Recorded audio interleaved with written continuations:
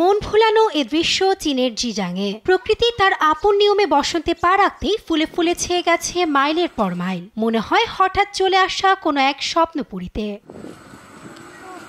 শীত শেষে তাপমাত্রার পারদ বাড়তেই মাঠ ছাপিয়ে অলিগলিতেও শোভা পাচ্ছে বাহারি রঙের সব ফুল। এসবের মাঝে চোখ জুড়ায় চেরি ফুলের সমাহার, যা প্রতি বছর মার্চের শেষে ও এপ্রিলের শুরুতে দেখা মেলে। আর এর সৌন্দর্য উপভোগে এ সময়টায় দেশটির নানা প্রান্তে ছুটে যায় পর্যটক। চেরি ফুলের জন্য বিখ্যাত চীনের ইউয়ানটান পার্ক, যেখানে প্রকৃতিপ্রেমীদের পদচারণায় মুখর। মুঠোফোনে সে দৃশ্য তুলে নিচ্ছেন কেউ কেউ। চেরি মৌসুমে প্রথমবার চেরি ফুলের আকৃতির আইসক্রিম নিয়ে হাজির পার্ক কর্তৃপক্ষ।